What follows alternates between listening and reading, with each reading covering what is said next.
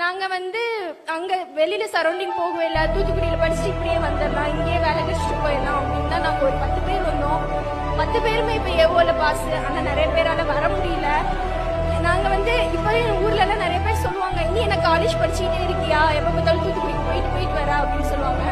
அவங்க கிட்ட நம்மளால எதுவும் சொல்ல முடியாது, நான் இது மாதிரி படிச்சு முடிச்சிட்டேன், எக்ஸாமுக்காக படிச்சுட்டு இருக்கேன் அப்படின்லாம் சொல்ல முடியாது.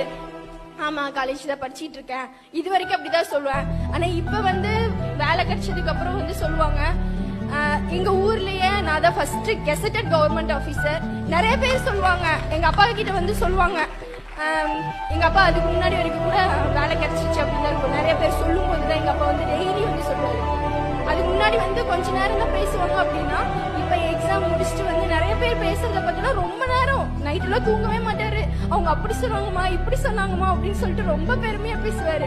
அதே வந்து ரொம்ப பெருமையா ரொம்ப